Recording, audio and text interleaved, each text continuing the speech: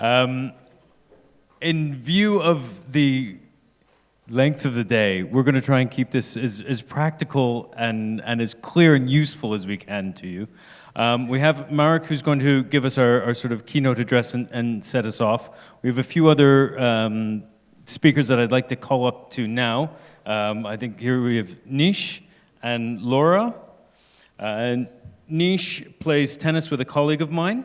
That's not why he's here. He's actually the project lead of SkillSafe EU, which is a LIFE program, and in his day job, he's an environmental research engineer with Dike in Europe, and he has a master's in sustainable energy and a specialization in thermal energy. Please feel free to take a seat. We're not standing. Yeah. Laura is joining us from Greenpeace, and I'm afraid, Laura, I don't have a bio for you, so I'm going to go on. Tell us very briefly, where are you from and what are you doing? That was homework missing from my side. Yes, I'm Laura De Rosa. I'm a renewable energy campaigner for the Central Eastern European region at Greenpeace. I'm based in Brussels, and my focus is on energy democracy and energy poverty, mostly. Thanks very much, Laura. There's also Bernard, whose last name I won't try to pronounce out of respect. I hope you don't mind. Bernard, I'd also ask you to give a brief introduction of yourself. Good afternoon, good evening maybe. My name is Bernard Swoczyna. I work for Reform Institute, a Polish NGO focused on energy and climate policy. Thanks very much. And last but not least, we have Marek Tobiacelli, who's here, coming from the front. Marek has been working for 25 years in the energy efficiency industry, as it were, 12 years with Siemens. Thanks very much. As part of their energy efficiency directive, and is an expert on energy performance contracts. My name, as Paul mentioned, is Adrian Hill from Energy Cities. We are a network of 1,000 EU cities involved in the energy transition. Much of what we do is learning from each other at city level, and also trying to influence the EU on what cities need to get these things going in practice to actually reduce our overall emissions, because ultimately that is what matters. But without any further ado, Mark, I'll turn it over to you if you want to get us started. Thank you. So my name is Marek Miara. I am working at Fraunhofer Institute for Solar Energy Systems in Freiburg. But originally I'm coming from Poland, so I would like to use this rare opportunity to speak Polish. So I hope you have your translating devices. If it's okay for you, so I will spend the first slide in English and then go to Polish to give you the opportunity. We will talk about different examples, real examples from the cities, because it's of course very important to have them. One slide about the Fraunhofer. Fraunhofer is a very big applied research institution in Germany. And there is a lot of Fraunhofers, to be precise, I think 75 now, with roughly 40,000 employees at our institute, the biggest institute dealing with solar energy systems in Europe. 1,400 people are working, and roughly 150 people are working with heat pumps. And my role is to coordinate these activities. And as you see, we are addressing the whole line of different topics connected to the heat pumps, and cities and multifamily buildings are one of them. So I think it was enough time. I will go now to example. And I think this is the PDF, but I hope you can start also the PowerPoint presentation if it's possible. It will be better for me. So talking about plans, or talking about, I promised to switch to Polish. Jeżeli mówimy o spełnianiu i dochodzeniu do pewnych celów, to trzeba by się zastanowić, co jest do tego potrzebne. Oczywiście przydaje się mieć ten cel, to bardzo pomaga w jego spełnieniu, ale następnym krokiem jest zastanowienie się, jak to zrobić. czyli mieć plan, żeby ten cel spełnić. Jak już się ma plan i ma już się cel, to dobrze się zastanowić, czy ma się odpowiednie środki najróżniejszego typu, żeby ten plan spełnić. Te środki mogą być technicznymi środkami, mogą być finansowymi środkami, ale to jest coś, co jest konieczne i właśnie nad tymi środkami chciałbym się przez parę minut zastanowić. To, co Państwo widzą, to jest mapa, która jest zrobiona dla Stuttgartu. Tych map już widzieliśmy parę, na przykład z Monachium, i te mapy pokazują, w jaki sposób będzie zapewnione ciepło w przyszłości w poszczególnych rejonach tego miasta. I te mapy też dają swoisty kompas dla indywidualnych odbiorców, którzy muszą podjąć decyzję już teraz. Patrząc na tą mapę, widzimy różne kolory. To czerwone kółeczko, które zaznaczyłem, pokazuje, w jaki sposób ma to być realizowane. To jest po prostu zwiększenie tego obszaru. W tym miejscu mamy pewne elementy, które już są jasne i które są zaplanowane. Na przykład ten ciemnopomarańczowy kolor oznacza miejsca, gdzie już jest ciepło sieciowe i ono tam zostanie. Może zostanie poprawione, może zostanie zmienione, ale na pewno zostanie. Ten żółty obszar to jest coś, co miasto zaplanowało na przyszłość również jako ciepło sieciowe, czyli poszerzenie tych obszarów. Ale wszystko, co nie ma kolorów, jest przeznaczone do rozwiązań indywidualnych. I jak Państwo będziecie mieli za chwilkę znowu szansę popatrzeć na tę mapę, to tych białych obszarów jest bardzo dużo. I te białe obszary pokazują, że jest dużo różnych typów budynków w tym mieście i w każdym innym, który musi być w jakiś sposób zaopiekowany. Dziękuję bardzo.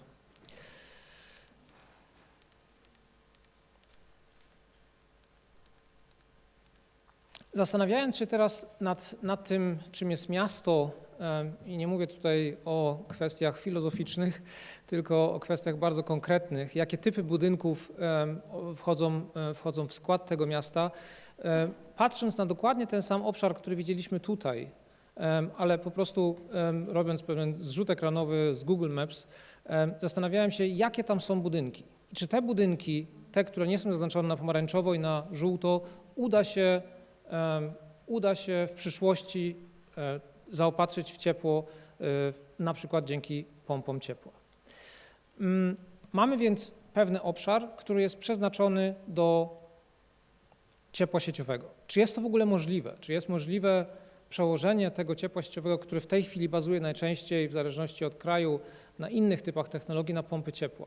Odpowiedzią może być na przykład tego typu pompa ciepła, która jest w stanie zapewnić ciepło sieciowe w przeliczeniu 10 000 budynków.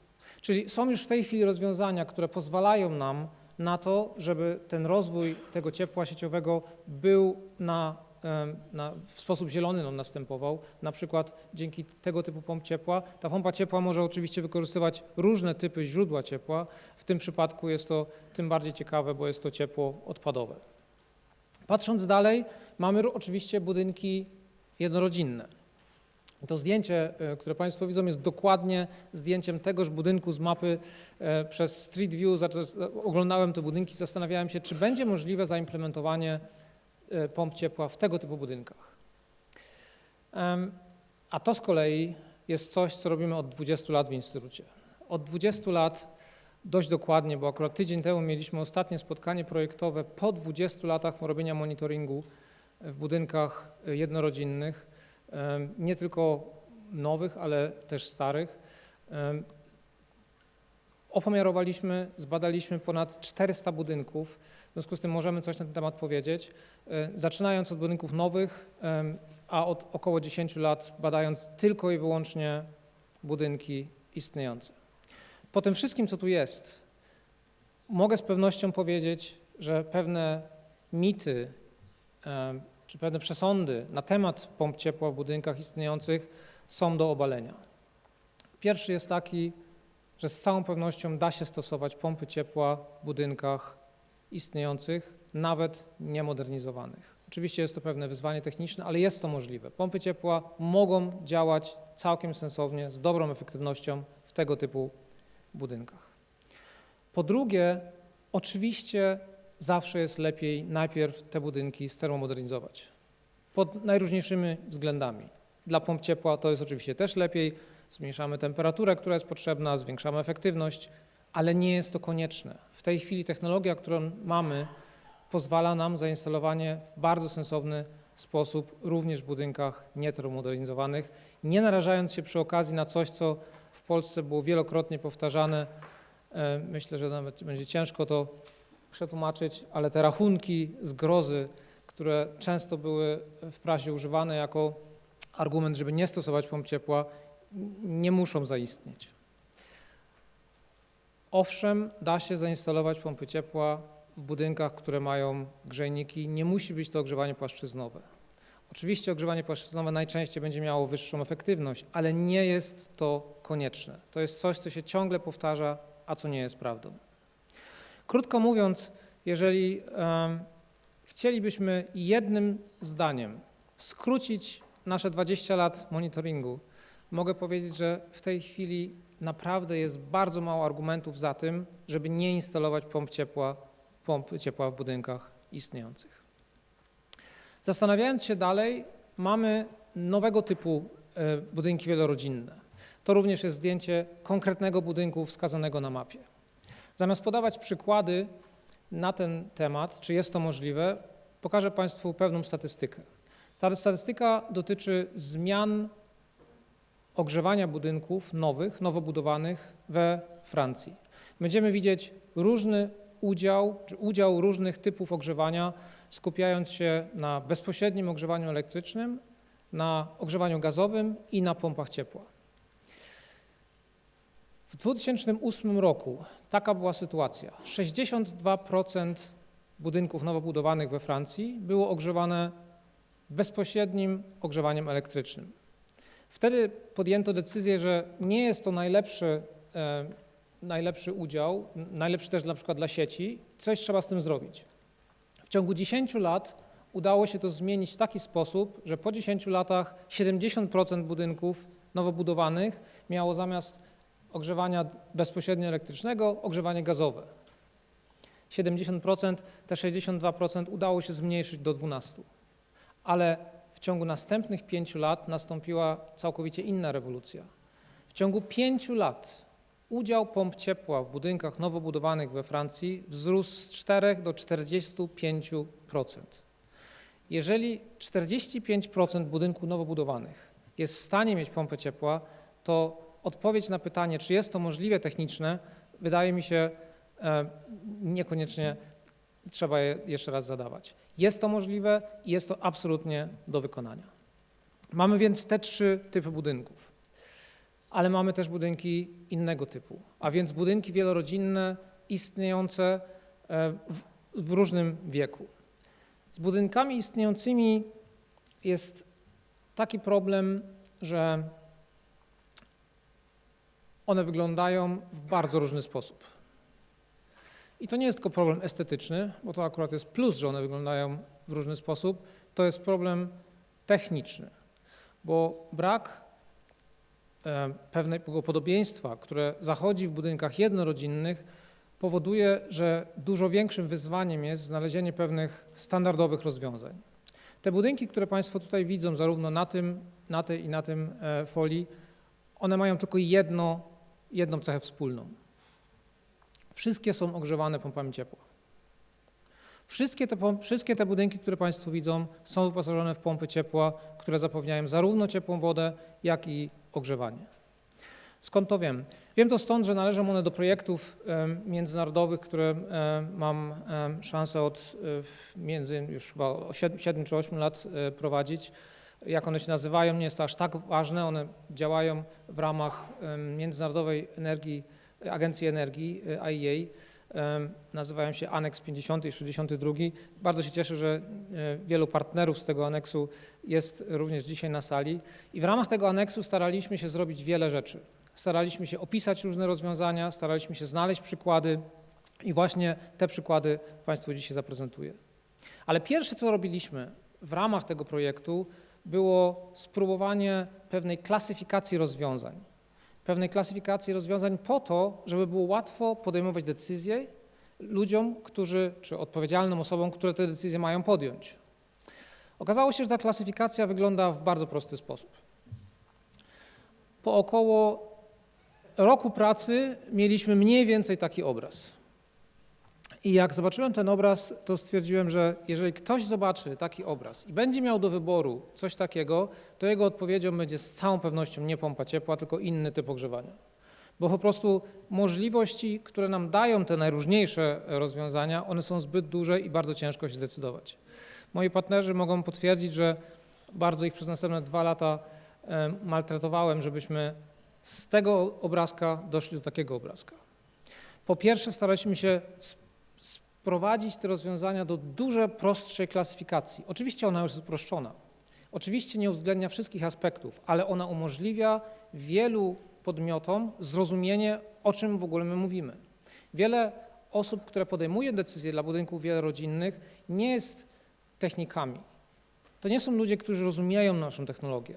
W związku z tym musi to być pokazane w taki sposób, żeby mogli zrozumieć. Pewnym kompromisem było to, że te 5 typów nazwaliśmy rodzinami rozwiązań i tak naprawdę jest w ramach tych rodzin również paru członków tych rodzin, ale staraliśmy się ograniczyć do minimum ilość tych rozwiązań. W tym przypadku to jest 13. Co teraz zrobiliśmy co dalej robimy, co miesiąc na tą mapę, którą Państwo widzą, dochodzą co najmniej 2 nowe przykłady budynków wielorodzinnych z pompami ciepła. W tej chwili już jest ponad 100. Jest też jeden przykład z Polski, chociaż Polska niestety nie jest albo nie jest jeszcze członkiem tego aneksu. Parę przykładów, które wybrałem, bo o tym mieliśmy mówić. I wszystkie te przykłady dotyczą budynków z budownictwem socjalnym. To nie są żadne fancy budynki, które są budynkami nowymi, bo w tych budynkach jest zastosować łatwo te technologie. To są wszystkie budynki, które zmagały się z pewnymi wymaganiami czy z pewnymi ograniczeniami. Bardzo lubię ten przykład, który Państwo widzą. To jest przykład z Genewy. Razem z innymi partnerami mieliśmy okazję zimą być w tym budynku i to jest przykład rozwiązania całkowicie centralnego. W dość dużym budynku, kompletnie nieremontowanym, zainstalowano 2 pompy ciepła powietrzne na dachu tego budynku i hydraulika została dokładnie ta sama, która była w tym budynku. Po skrajnie lewym zdjęciu widzą Państwo takie brudne miejsce na podłodze. To brudne miejsce na podłodze zajmował piec olejowy, kocioł olejowy, który został po 2 sezonach wymontowany, bo okazało się, że nie jest on potrzebny. Czyli w tym przypadku ta pompa ciepła zapewnia całkowite zapotrzebowanie cieplne dla wszystkich budynków bez ruszania systemu rozprowadzania ciepła w tym budynku. Inny przykład, całkowicie inny, również duży budynek, tym razem we Francji, z prawie 200 mieszkaniami i w tym przypadku każde mieszkanie dostało swoją pompę ciepła. Tutaj były kwestie na przykład hałasu, bo każda z tych pomp ciepła stoi na balkonie tych budynków, ale znaleziono rozwiązania w taki sposób, żeby udało się to rozwiązać. I jeszcze jeden przykład. Tutaj z kolei jest bardzo ciekawy przykład, który pokazuje, że innowacyjne metody, takie, w których jest połączenie pewnej centralizacji i decentralizacji, też na przyszłość będą bardzo ważne. W tym przypadku akurat centralne jest źródło ciepła, a decentralne są pompy ciepła. To jest przykład z Wielkiej Brytanii. Firma, która nazywa się Kenza, zaproponowała produkt, który ma w nazwie pudełko na buty, bo mniej więcej tych rozmiarów, no powiedzmy kozaki, bo to pudełko było trochę większe, mniej więcej taki duża jest pompa ciepła, która jest w każdym apartamencie. Tego typu rozwiązań mamy kilka. Wiem, że na sali są reprezentanci firmy, które mają bardzo podobne rozwiązanie, a inaczej się nazywa, ale uważam, że tego typu rozwiązania będą absolutnie przyszłością i tam, gdzie da się to zastosować, to na pewno będzie stosowane. Tak więc podsumowując, mamy 4 typy tych wyzwań w ramach jednego miasta. Uważam, że budynki indywidualne nie są specjalnym wyzwaniem. Oczywiście zdarzają się takie przypadki, które są większym wyzwaniem lub mniejszym, ale da się to zrealizować. Budynki wielorodzinne nowe też nie są specjalnym wyzwaniem, bo tam da się zaprojektować wszystko od początku, da się stworzyć to w taki sposób, żeby na końcu bardzo dobrze to działało. Pewnym wyzwaniem, ale widzimy, że jest bardzo dużo przykładów, które jednak działają, są budynki wielorodzinne istniejące. No i oczywiście pewnym wyzwaniem jest też ciepło sieciowe na dużą skalę, ale tutaj też widzimy coraz więcej przykładów, które są realizowane we wszystkich krajach. Podsumowując, te plany, które są decydujące na przyszłość, będą stosowane jako kompas. Odpowiadając na pytanie, które padło w poprzednim panelu, ja bym walczył właśnie o te plany, bo jeżeli ludzie będą mieć pewną stabilność tego, co się stanie w przyszłości, pewną pewność, jakie będą plany miejskie, będą mieli też konkretny kierunek i będą dużo łatwiej mogli podejmować decyzje. Po drugie, jest coraz więcej przykładów, które pokazują, że budynki wielorodzinne jak najbardziej da się ogrzewać pompami ciepła, ale to, czego w tej chwili jeszcze brakuje, to jest standaryzacja. Oczywiście musi być więcej rozwiązań niż w budynkach indywidualnych, jednorodzinnych, ale ta standaryzacja musi nastąpić, żebyśmy nie traktowali każdego projektu z budynkiem wielorodzinnym jako nowy projekt, bo ilość błędów, które się cały czas popełnia, jest po prostu za duża. No i w końcu nie ma jednego złotego środka na miasta, ale nie ma też jednego złotego środka na budynki wielorodzinne.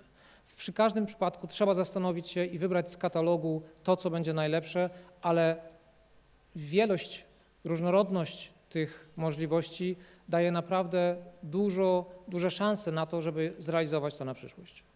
Dziękuję. Thank you.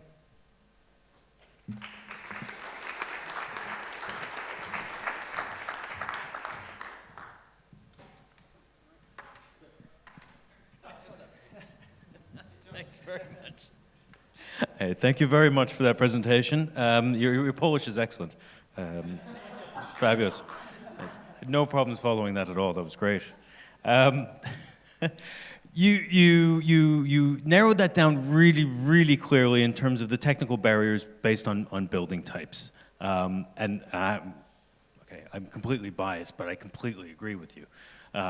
Certainly, to my mind, the technical barriers are much more about the scale of the individual buildings than the fact that each individual building presents some sort of insurmountable barrier. But there are some other barriers involved rather than just the distribution of kilowatts and joules in buildings. And I'd like to ask, especially Nish and Marek, I'd like your opinions on what you think some of the biggest barriers are, and what you're seeing cities do to overcome that. Nish, I think you have one perspective, and Marek, you have a slightly different one. So I'd like, Nish, if I could ask you to go first. Yes, thanks, Adrian. Thank you for that introduction before. And dzień dobry. Good afternoon, everyone. So yeah, important question, actually. So barriers. I think of two, but I'll stick to one. Actually, they're both linked to each other. So since I come from a skills perspective, I think the lack of skills is a very important point in the adoption of heat pumps in general. So there are 2 points to that as well. So first is you have a lot of heat pumps which are incorrectly installed in a lot of buildings. And just the expertise and the training in that goes a long way in just improving the efficiency of the heat pumps that are currently installed and which are also eventually retrofitted. And the second one is, of course, with the F-gas regulation. Now you have this new crop of installers coming in who are now handling the highly flammable refrigerants. And when I say the new crop, I mean plumbers and electricians. You will see a lot more of these installing heat pumps. And that presents itself with an opportunity, actually, because it's no more a barrier.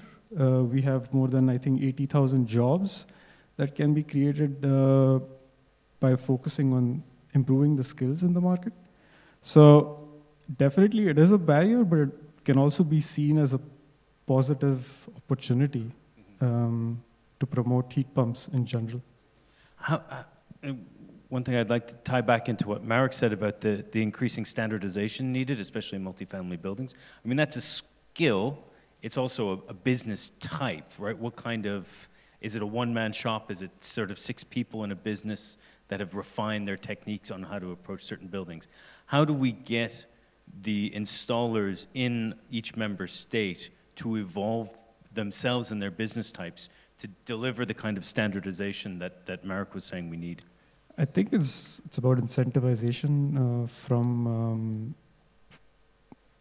the perspective of the member state itself. I think there are regulations coming in now where certification is mandatory for a certain type of installations.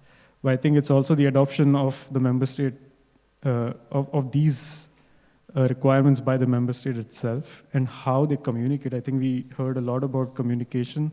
And I think it is so important that the requirement of trainings and certifications of these by each member state is so important. So I think if you link that to the standardization, I think that can be an approach to getting more and more installers interested. And Marek, if I can turn to you now, what do you see as the biggest barriers that cities specifically face when trying to decarbonize heating, and what are you seeing them doing about it?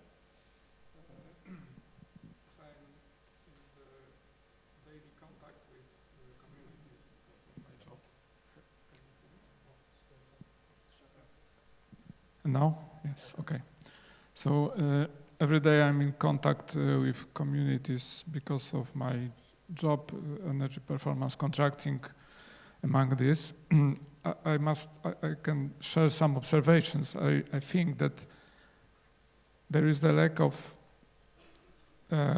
skill to see energy transformation from the helicopter point of view. So cities cannot connect elements that should be present in this transformation. They are looking for every element separately. And during one of last conferences, one of mayors said, we are traveling from one conference to another, and everybody says it's important, this is important, heat pumps are important, and building envelopes and so on, and we have so many things that we are a little bit lost. So from my point of view, this kind of education is very important. I mean, and I have it during this EPC procedure.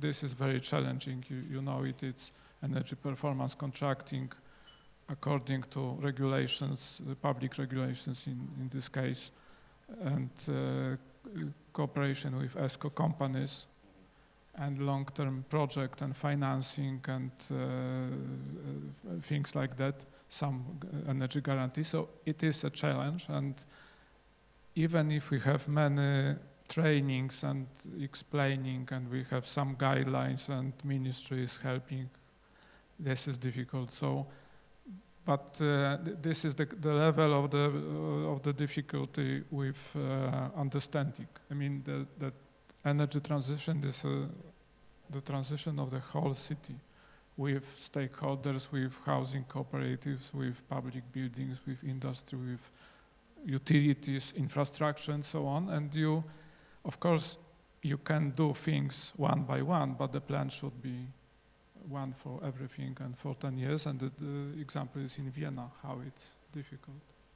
So again, we go back to everyone should copy what Vienna's doing.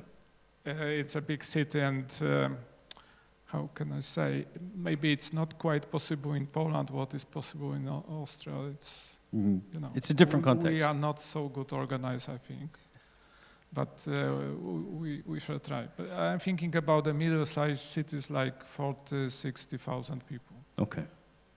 They don't have too much resources, too much skill, one project for that, one project for this, so this is not the experience for years.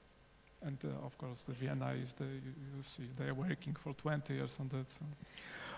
Yeah, and I think that's something that's really important to keep in mind as we talk about this transition, is we don't need to get it done in 2 years. I mean, there's an urgency to it, obviously, and we have to get moving a lot faster, but we don't have to convert every house in the next 4 years either. There's a certain point in time where we can do things sequentially. But in terms of ultimately getting to that mass rollout, citizens have to be involved, which gets it more complicated, more stakeholders. And Laura, one thing I wanted to ask you was about meaningful collaboration that you've seen between local authorities and utilities and the citizens, and trying to square that circle that they're all on the same page. What can you tell us about that?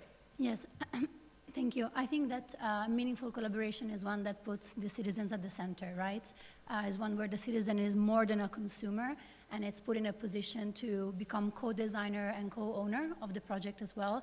I think that all over Europe, especially in Western Europe, but the transition is also coming to the region I work on in Central and Eastern Europe. We are seeing municipalities that are taking on the challenge and that they're establishing really good collaboration to start community energy projects, whether it be for electricity, but now also heating and cooling. And I think that where we see that that works the best is really when the municipality has a pivotal role in starting, right, and in getting all of the key actors on board, and where the municipality really is fostering that participation of citizens, right, providing the tools, the education, and the financing, especially for the most vulnerable citizens. And in this manner, they've been able to start several projects which have tackled energy poverty, for example, I'm thinking of Greece, I'm thinking of Serbia, I'm thinking of Bulgaria, and these projects, I think, are a lighthouse which all cities should follow. Can you help me understand what that looks like? Because it's easy to do consultation that is not effective, and you talk to people and they don't listen and they don't care and they go away. You're talking about things that are effective, where people are engaged. What does that look like, or how do people react to that? So I think that what it looks like is municipality really taking an active role, right? It's way beyond opening a tender or making funding available, but it's when the municipality takes the matter into their own hands and really shows the way to the citizens. We've seen after the start of the Ukraine war and the energy crisis, many mayors across Europe have started their own energy community to pay their own bills, right, for their own municipality buildings, because that was becoming a struggle. And in that way, they were able to really show the way to their citizens. And many of these mayors, I'm thinking of especially a small village that I visited in Romania just last year. This mayor was able to start, it's called Buteni. It's in the border with Hungary. It's a really, really rural village with less than 2,000 people. And this mayor started a task force to show and to teach its citizens how to apply for funding, because this was a problem, right? The funding was available, but people did not have the skills, and sometimes did not even have the means, such as a computer, right, to apply for these fundings from the regional government. And so we see that this is really what's needed to make sure that the transition can reach the people that need it the most, the most vulnerable energy poor households, and to ensure that everyone is included and no one is left behind. Great, thanks very much for that. You actually raise a really good point. One thing that, from my point of view and my job at Energy Cities, is underappreciated. The resources that cities have to do outreach vary hugely, right? A city council in Hungary spends an average of €950 per year per citizen. You go to Denmark, it's over €18,000 per citizen per year. So expecting that city council in Hungary to do the same thing as the city council in Denmark is a non-starter, because they have very, very different levels of resources. But Bernard, I wanted to come to you and ask maybe how cities can have policy support, like what Laura was just saying, or maybe other kinds of policy support to ensure that citizens aren't left behind as they're doing their heat planning and their heat transition. Well, the difficulty for transition of buildings to a more modernized state or for electrification is often mixed ownership, because very often in multifamily buildings, Some of the flats are owned by old people who do not have funds. Some are owned by people who do not live there, who just rent the apartments and do not care about the cost because they are borne by the tenants. And sometimes by people who do not know or do not care or who are against everything. So pretty often you have a problem that it is difficult to make a decision, and maybe that's the reason for the success of those buildings with social housing where the municipality decides. Because for real-world examples, pretty often you have difficulty to put everyone on board and to have everyone agree on modernization and to for them to pay their share of upfront cost or agree for a certain fee for the next years if the bills are not certain. I mean, yeah, in terms of Europe's building stock, I have to say that's probably the most challenging situation. Do you have any examples of, or what's the magic ingredient for trying to bring about change in these multifamily buildings? An apartment building I live in is managed by not by municipality, by the owners association, which is very active and which modernizes the building. It has been insulated. It has many modern solutions installed, but not heat pumps. It is connected to district heating grid. So good housing associations can bring a change. But you need to have at least most of the owners on board, and also they need to allow for at least a slight increase in upfront cost, because sometimes you have to invest at the beginning to have a better living standard and decreased costs in the longer run. Great, thanks very much for that. Marek, I wanted to come to you for the next question about heat pumps.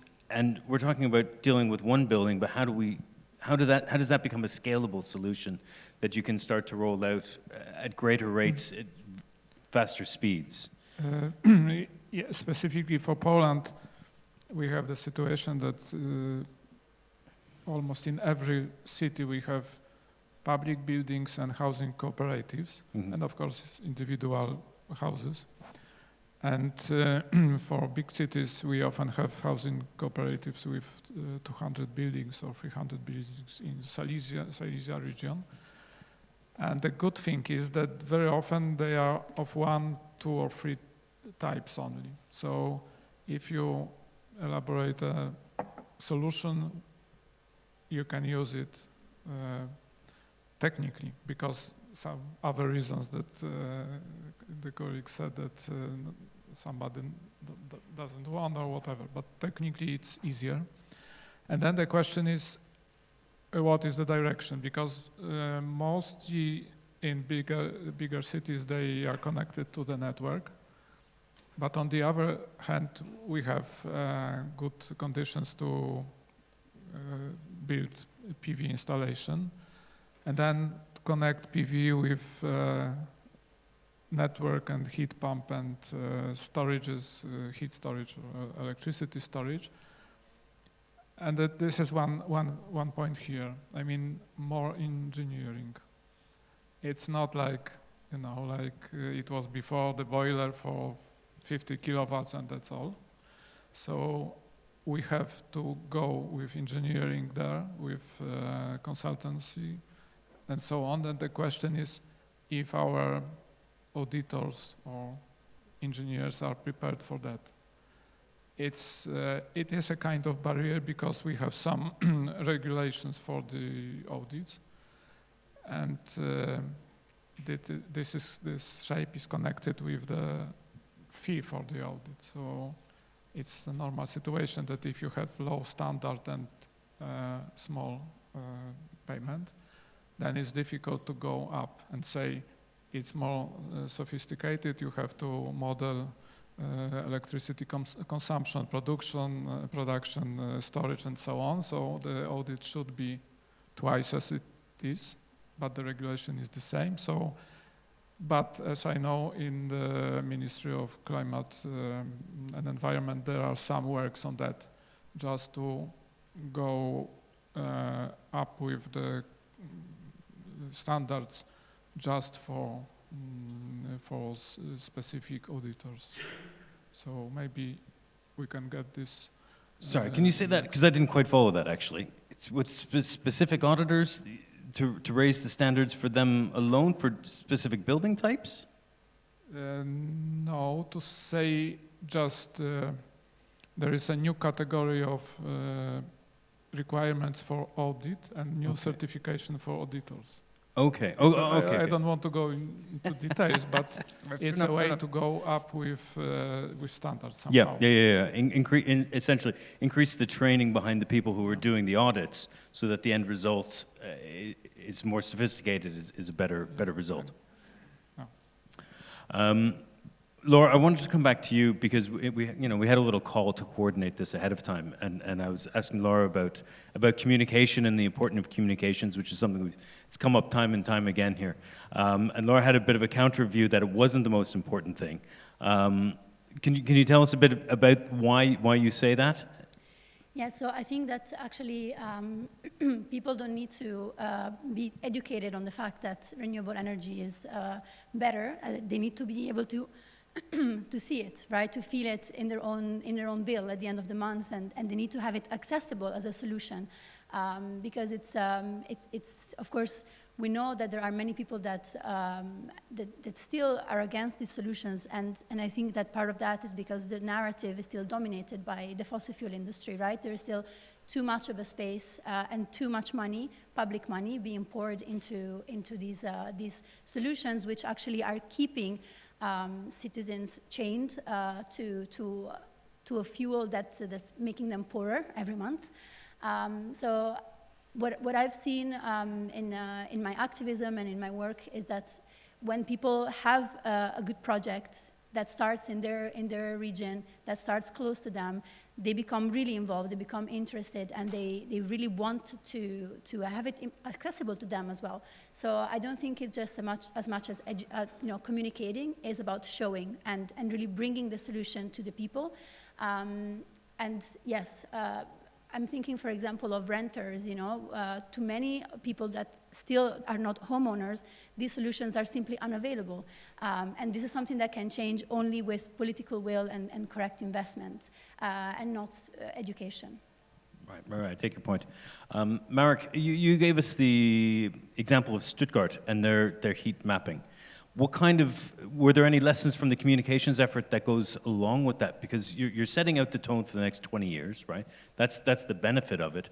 But in communicating to people, you're going to be in a district heating zone expansion, you're going to be on a solo solution. What lessons have you seen from communication about how that engagement needs to happen? Well, there's for sure a lot of communication. They started this planning a couple years ago. So this plan was agreed 2023, and I was part of this communication process, and they have organized I don't know how many meetings with the citizens. So it was really hundreds, just to convince them, to show them what are the solutions, what are the plans. They are going even so far that they have plans. I will say this is a good side of the German way of playing. So if they are deciding to plan something, to reach something, they just doing in the action, and then they are planning everything. So you know roughly when your street will be closed, because there are some piping work. They are really very strict with that. So some of the regions are, for example, without any gas grid. So there is no permission for new gas grid, because they know they have to be decarbonized, and this is the region for the heat pumps, central or decentral. So there is really very restrictive way of being close to this own plan. So it's the communications for sure, but it's as precise as possible planning of the whole process. It's necessary, knowing which street will be closed, and if Stuttgart will be possible to drive through or not.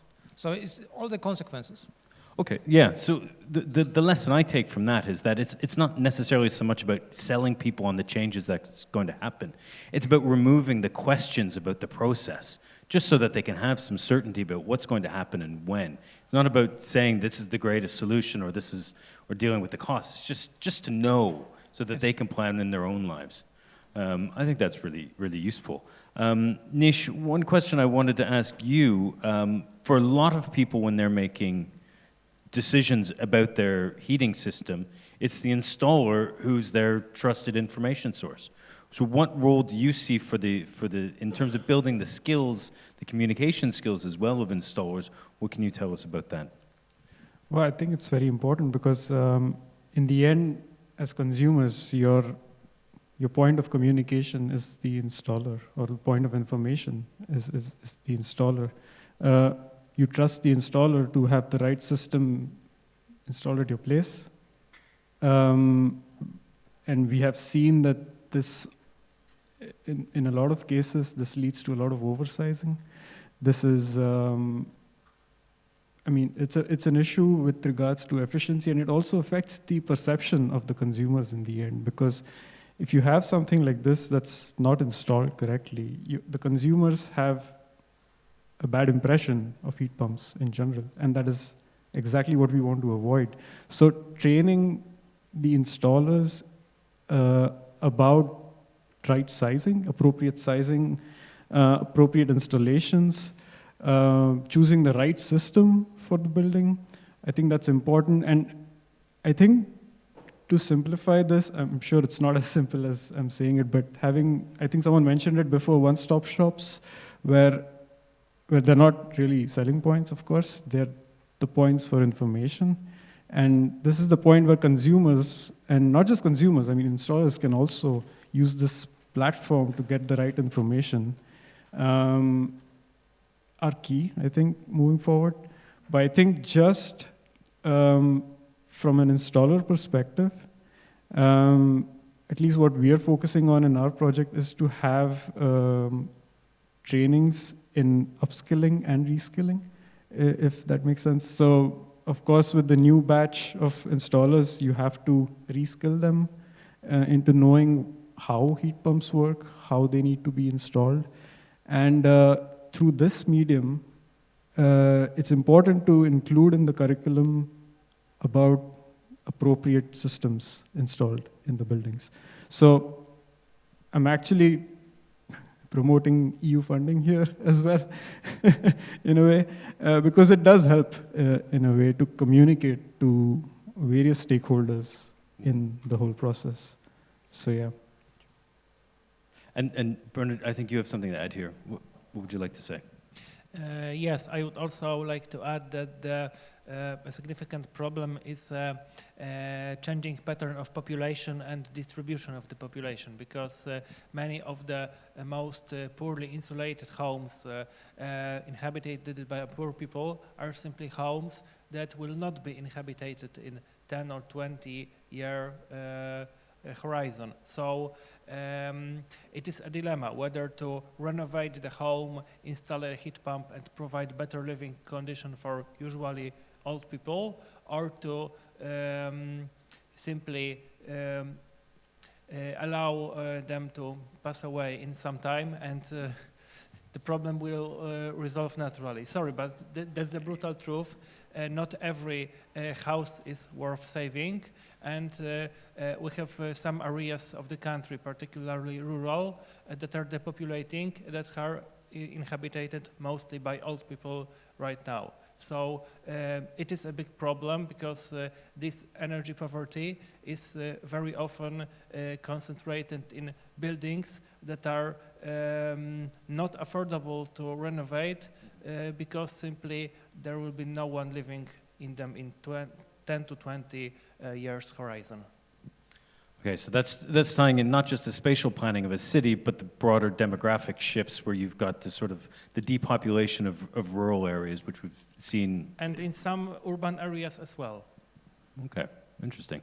I do know, like in the region of Flanders where I live, much of the support for building renovation is tied to the purchase of the building, so it's at that point. So once you have people who've been in their homes for 20 years or whatnot, the support is much less limited and the obligations on them as homeowners are much smaller. But if Thomas's parents can get a heat pump at age 81 and 84, there's hope for all of us yet, I think is the point.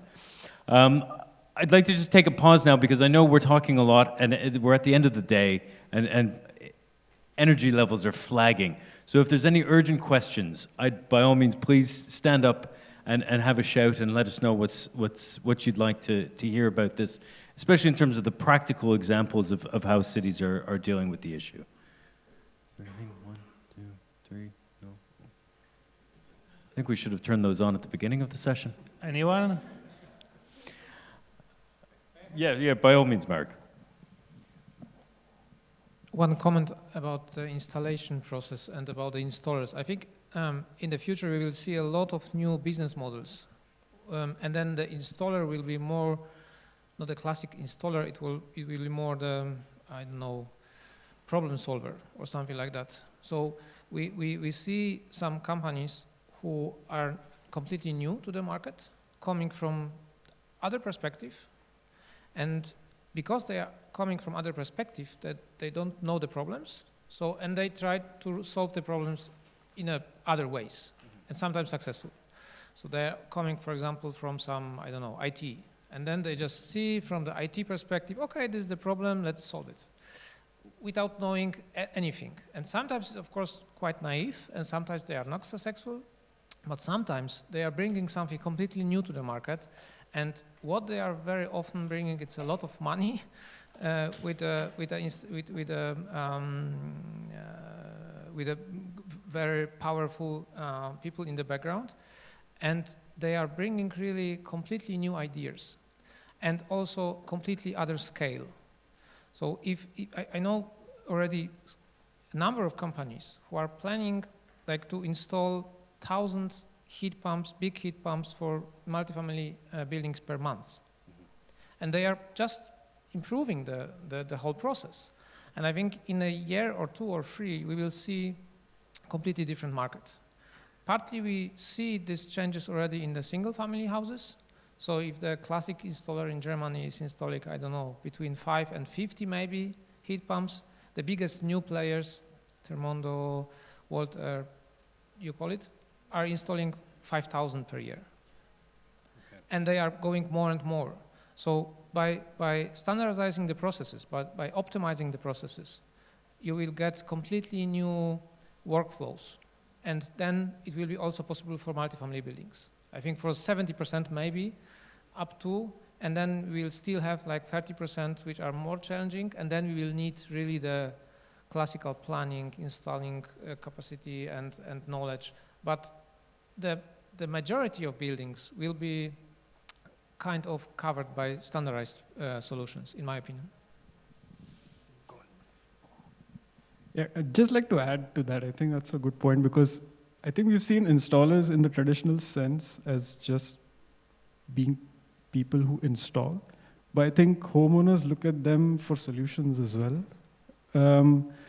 And I think it's the awareness of all of the problems with installations that is now sort of making installers being looked at as people who create solutions, when in the first place they should have been doing that already. So maybe it's just the awareness of the importance of installations that has now made their meaning a bit deeper, if that makes sense. I think that in terms of this is a growing pain, a process that the industry has to go through to get to the end result. I know Kieran mentioned the Guinness Brewery in Dublin, and my former brother-in-law is working on that project, and there's a lot of learning that's happening in that as a first of a kind of project. But he's quite clear that what they see is some of the painful learning steps now. It means that they can turn around and they'll be able to replicate that over and over and over again, and it's going to get much cheaper and it's going to get much faster, which is, I think, what we're all looking for if we want to hit these targets. Yeah, we have a question here.